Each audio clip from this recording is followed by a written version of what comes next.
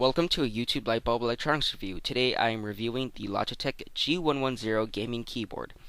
This is a gaming keyboard from Logitech, and it's basically a predecessor for the G19 gaming keyboard. This keyboard doesn't have an LCD display, however it does bring some new features that the G19 does not have. Stay tuned, we'll have a look at it. YouTube Lightbulb, you're clear to engage the video.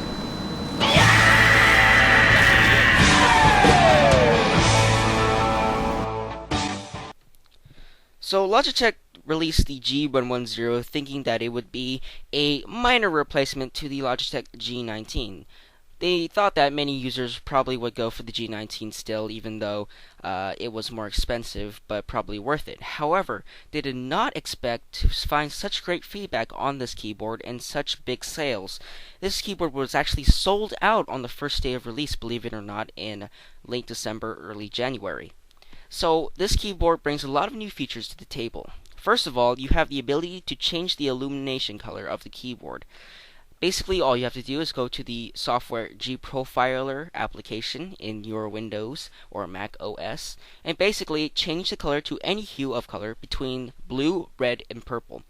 I would have liked to see the color green implemented somewhere into the color or hue of the keyboard. However, you can't pretty much ask for anything since it's already 3 colors.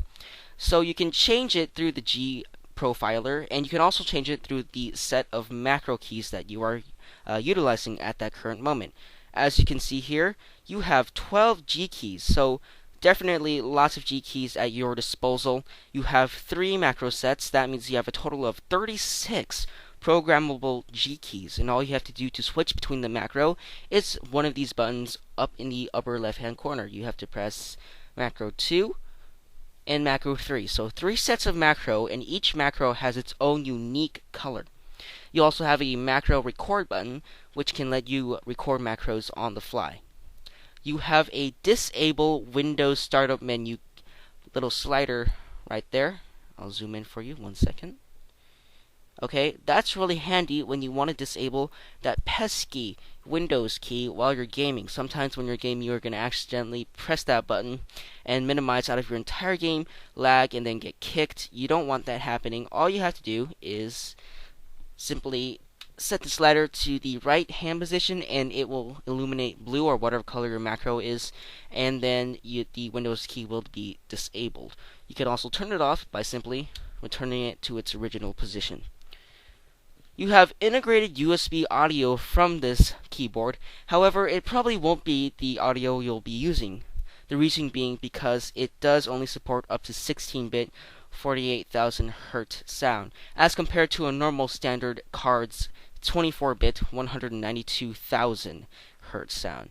However, if you're a hardcore gamer, you don't really care about sound quality, but you want easily accessible controls.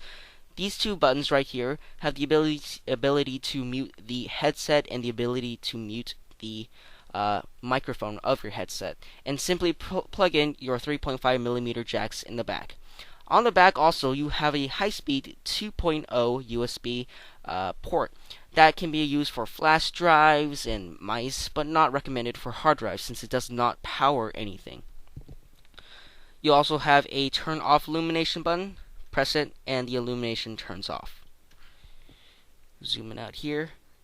In the corner, you have your standard media keys, and in this set you have a volume rocker, which can pretty much control sound in your Windows environment. You have a mute audio button, which will turn off the sound regardless. You have a play, pause, stop, rewind, and fast forward buttons. So basically all your standard media keys over there. The keyboard uses a standard QWERTY layout. However, the keys are a little bit smaller than what you would expect on a normal Microsoft OEM keyboard. And the reason being is because you have those extra G keys over there. Logitech didn't want to extend the overall length of the keyboard, so they decided to make the keys a little bit smaller. It can take some time to adjust to. However, once you get the hang of it, I'm actually typing faster because the keys are actually softer, less resistant to press. However, you won't experience too soft resistance, which means you're going to be accidentally rolling over or ghosting to another key, which is another feature that Logitech brings up, is that the WASD keys up over there are basically the keys around it are meant to prevent ghosting or rollover, which means that if you press 4 buttons at once, none of them will function. So that's another great feature that Logitech has. So that pretty much wraps it up for the Logitech G110 keyboard review. My name is Zach. If you haven't subscribed to my channel, please do so, and thanks for watching.